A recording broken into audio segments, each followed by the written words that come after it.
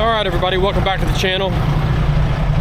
Doing a salvage run today, so very boring, but it was very wet. You can see it's still cloudy, we still got a lot more rain coming in.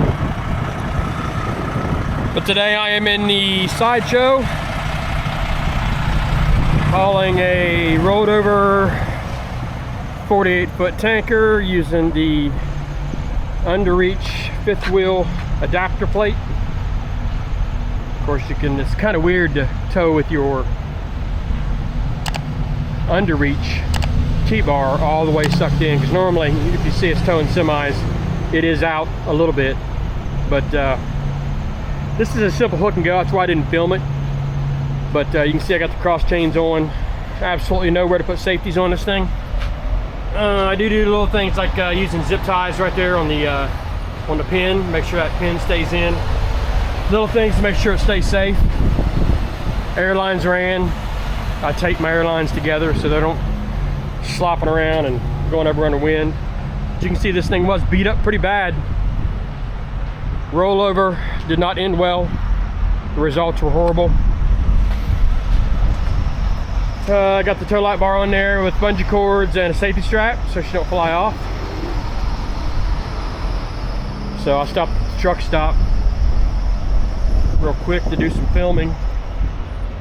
I don't get on here much, I apologize, but you'll be seeing more of me. I'll be doing a lot of these little salvage runs. But it's weird, like I said, as you can see this right here, it's weird that that's touching, because normally on semis it's extended out a little bit so that T-bar can swivel. But with that fifth wheel plate on there, you don't want no swivel. So I go ahead and put my chains on, because the sideshow likes to push out going down the road, and it'll push out 3 or 4 inches, and the T-bar will swing back and forth. Of course, you can't have that with the fifth wheel plate adapter on there. Yeah, be back in a minute.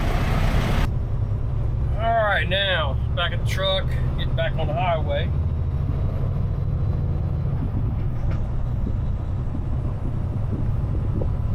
Just weird towing trailers in a heavy-duty wrecker. A little bit different than a road tractor.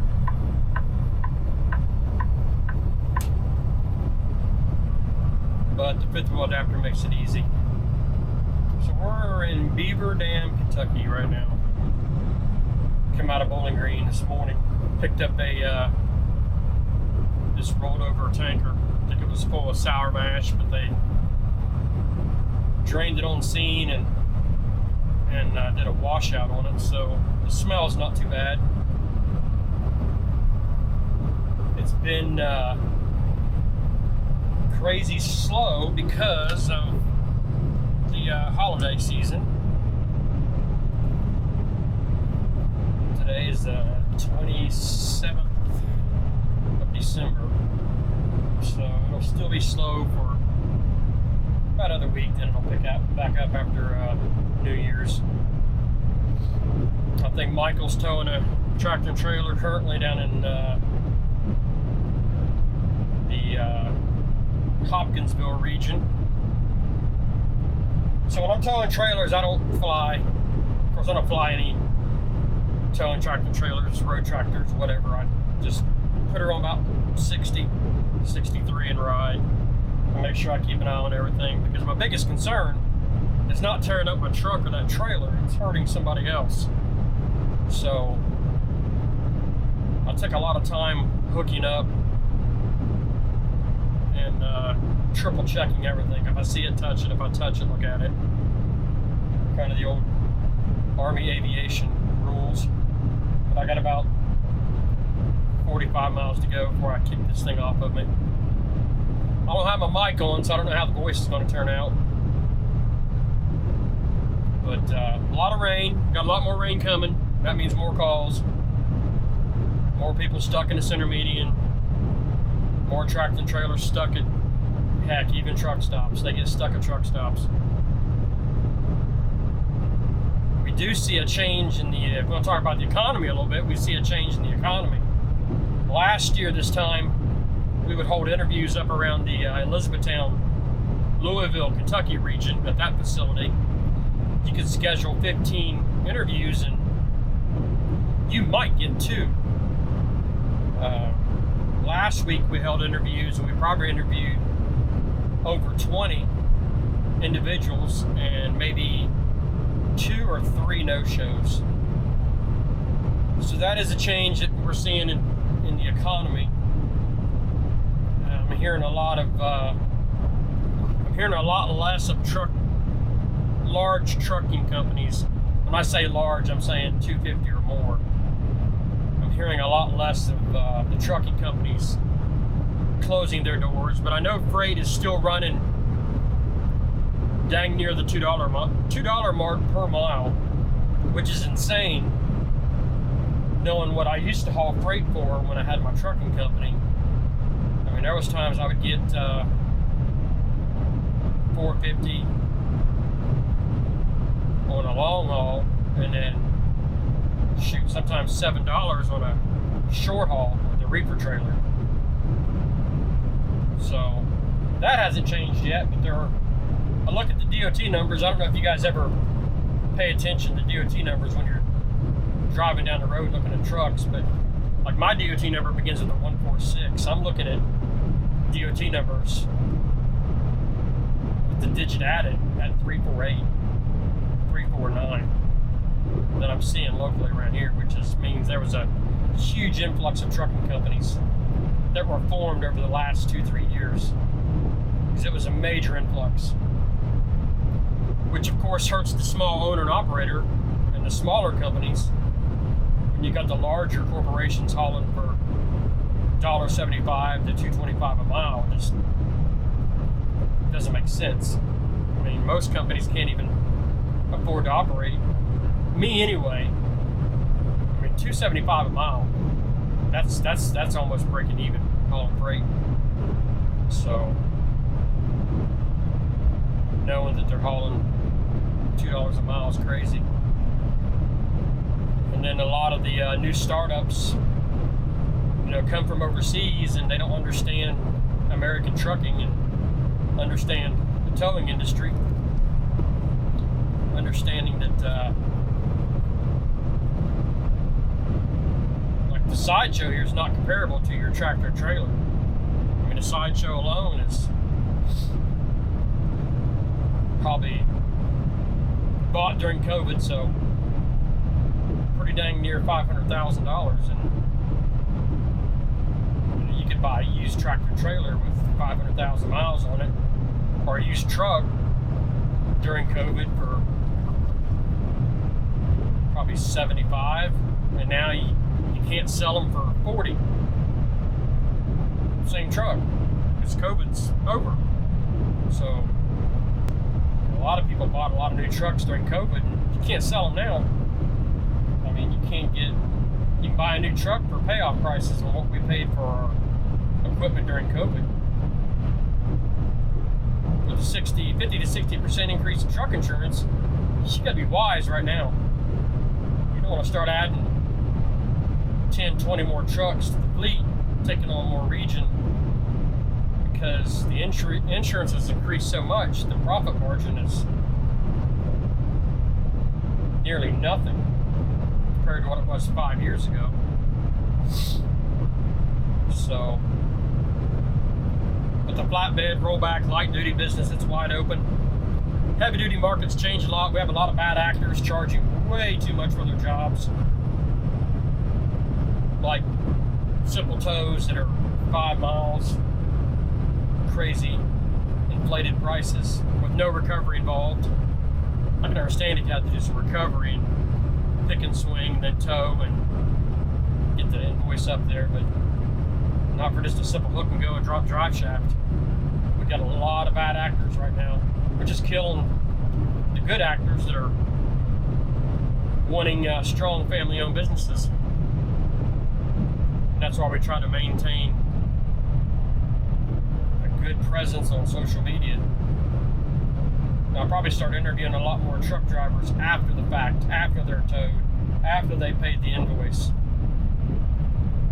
so others can see that our customers are pretty satisfied. Our pricing's pretty pretty good. Not that the profit margin's good, but pricing's good. This little stuff here that I'm doing today is just filler work. I got 2 managers up at Vine Grove, Elizabethtown, Louisville region doing impound class on proper impounds and paperwork, and we've got a new girl working up there at the front office, Mary. I think she'll be a good fit to the company. And then I got a heck of a good crew up there right now. As of December 27th, 2024, I got a good, strong crew running that region. And they're working their butts off. Western Kentucky region, it's just wide open all the time. We just try to focus on ourselves. Don't focus on the other companies. That's a suggestion I have for every company. Don't focus on everybody else's progress or regress. Focus on yourself. Focus on your own company. Making it the best possible company you can make it. Or don't, I don't care. But it'd be a lot easier if everybody focused on themselves. Quit worrying about what your neighbor's doing. Thinking the grass is green on the other side. Oh, he's got this and he's rich. We try to mind our own business. Managers do a good job of that. Shane, Michael, Jimmy. Keeping everybody focused on the mission at hand. Of course, it's all about customer satisfaction with us. From light duty to heavy duty, we want to be the company that your family would want with your children and grandchildren on scene, knowing that they're going to be taken care of. So, yeah, I'm just rambling. I got a long drive, so it's been a long day. A lot of rain. Traffic's surprisingly calm. But anyway, I'll quit rambling. Long drive, you guys get bored. But appreciate you even tuning into our channel. It'd be great if you subscribe to our channel, hit the bell, give us a like, give us a comment. The other towing companies, what are you seeing out there with the economy? Are you seeing a change yet? I mean, the new presidential administration's not even in the House yet, and we're seeing changes. And I wonder if it's not because a lot of people, we had an influx into the United States.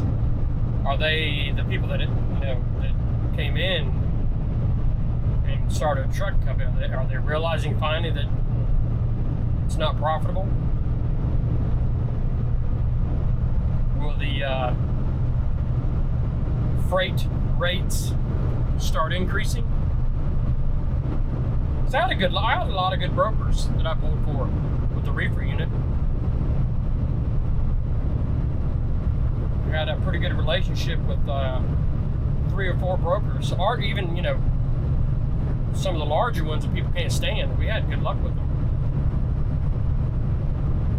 We just made sure we held up our end of the bargain on getting freight there when we're supposed to. So, towing's towing. Trucking it's been bad. I feel bad for a lot of drivers, a lot of good drivers. People that want to do the job. Can't do it because you go broke. You'll see some channels, I wish I could think of some of the channels that I watch in the trucking, during training, making $50 a day or less, and of course payday comes around and they've got a $150 paycheck. Then they get on their own. One was making 46 cents a mile. She disclosed her paychecks and they were horrible. I don't know how she could even afford to eat on what she was getting paid. Then she went up to like 56, 58 cents, and it wasn't much better. So anyway, we think about the truckers. The truckers are on our mind. We don't want to abuse the truckers. So we try to take care of them as much as possible. But at the end of the day, we got bills to pay. So, but anyway, thanks for watching. Like, subscribe, and I'll see you on the next boring run that I'm on. Thank y'all.